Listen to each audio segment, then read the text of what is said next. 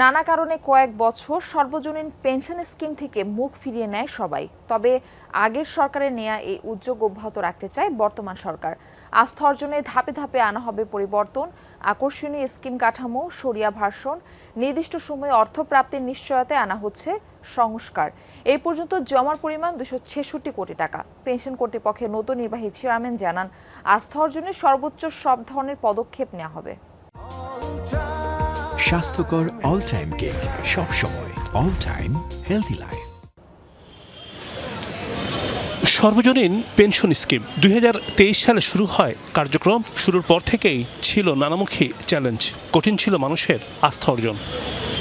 পথ চলার পর ধীরে ধীরে বাড়তে থাকে আস্থা। তবে 24-এর গণ অভ্যুত্থান পরবর্তী সময়ে তৈরি হয় সংকট।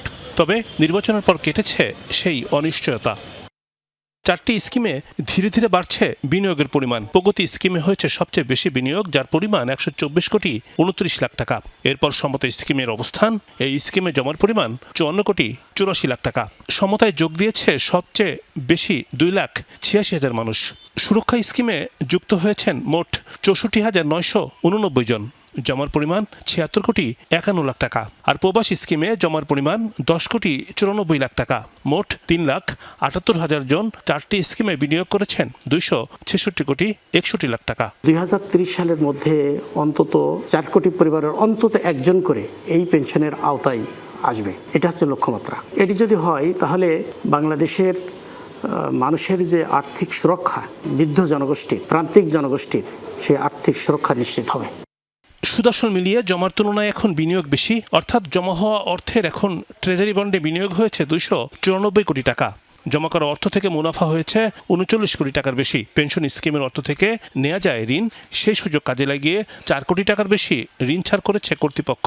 নতুন সময়ে নানা ক্ষেত্রে আনা হচ্ছে পরিবর্তন। আইনের যে দুর্বলতা আছে সেগুলো আমরা কাটিয়ে, সেগুলো আমরা খতিয়ে দেখছি। খতিয়ে দেখে আমরা প্রয়োজনীয় আমাদের সংশোধন হবে। 30% গ্র্যাচুইটির করে ঘোষণা করা হয়েছে। একটি মানুষ 60 বছর পূর্তি উপলক্ষে যে টাকা সে জমা করলো তার 30% গ্র্যাচুইটি হিসেবে একমাটি সে পেয়ে যাবে। ধরেন 1 কোটি টাকা জমা হলো, তার 30 লাখ টাকা সে একমাটি পেয়ে যাবে। সরিয়া ভিত্তিক স্কিম চালুর ব্যাপারে আমাদের কর্মকাণ্ড চলছে। বলা হচ্ছে আস্থা অর্জনই সবচেয়ে বড় চ্যালেঞ্জ। মানুষের আর্থিক অবস্থার উন্নতি দরকার। স্বল্প আয়ের মানুষ তারা কিন্তু ওই দীর্ঘকালীন এর দিকে, অর্থাৎ বর্তমান আর্থিক বা সংগতির অবস্থায় এমন একটা চাপের মধ্যে থাকে যে তারা ভবিষ্যৎ নিয়ে চিন্তা করার খুব একটা সুযোগ থাকে না বা সামর্থ্য থাকে না। কাজেই ওই সামর্থ্যটা যেহেতু থাকে না, তার জন্যে যদি এই ধরনের একটা স্কিম এটা যদি তাদের কাছে আকর্ষণীয় মনে না হয়, তাহলে কিন্তু তারা সহজে আগ্রহী হবেন না। ট্রেজারি বন্ড ছাড়া আপাতত অন্য কোনো জায়গায় অর্থ বিনিয়োগ করবে না জাতীয় পেনশন কর্তৃপক্ষ। রিমন রহমান, যমুনা নিউজ, ঢাকা।